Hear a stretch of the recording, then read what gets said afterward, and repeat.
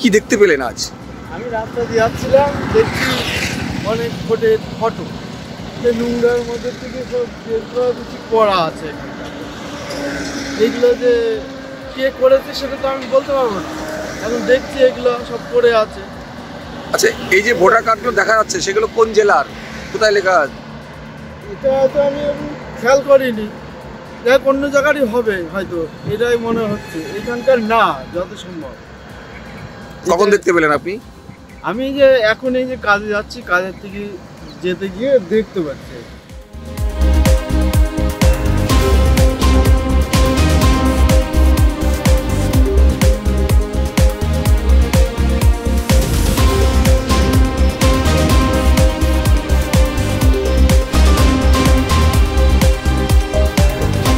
আগামীকাল নদিয়া সফরে আসছে রাজ্যের মুখ্যমন্ত্রী মমতা বন্দ্যোপাধ্যায়।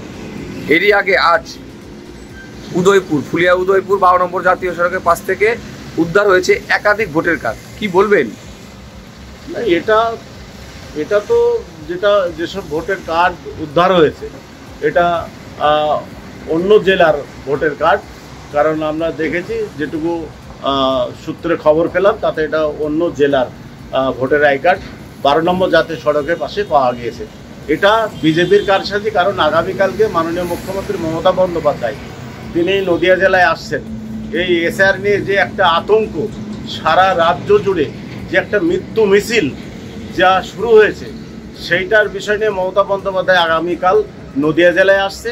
তার আগে এই 12 নম্বর জাতীয় সড়ক দিয়েই যেহেতু মাননীয় মুখ্যমন্ত্রী মমতা বন্দ্যোপাধ্যায় যাবে, যার জন্য এই অন্য জেলার থেকে এই সব ভোটের আই কার্ড নিয়ে এসে অন্তত বিজেপির কারসাজি তারা এখানে ফেলে মাননীয় মুখ্যমন্ত্রী মমতা বন্দ্যোপাধ্যায়কে হেয় করার একটা চেষ্টা চলছে। কিন্তু এত ভোটার কার্ড এলো কোথা থেকে?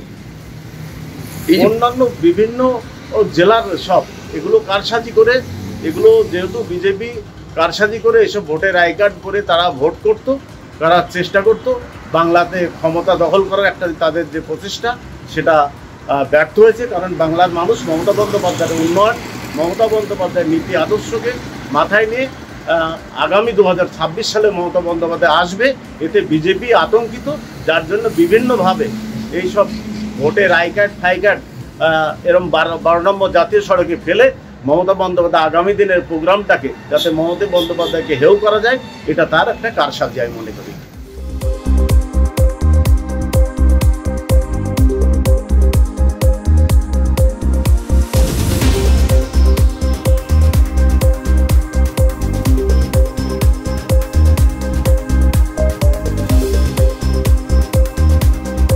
ভোটার কার্ড তো উদ্ধার হবেই, এসআইআর চলছে যে, এই ভোটার কার্ডগুলো আসলে লাল চুল কানে দুলদের।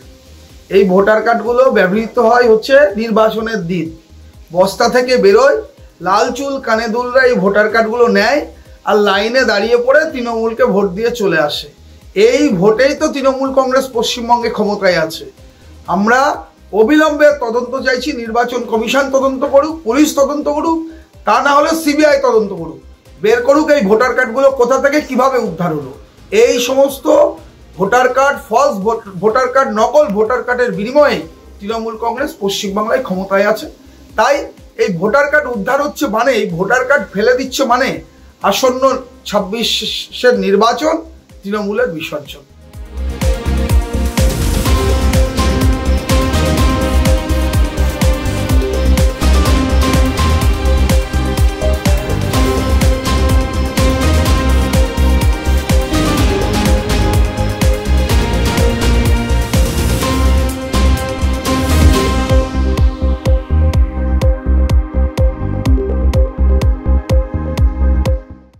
আমাদের ভিডিও ভালো লাগলে লাইক এবং শেয়ার করুন।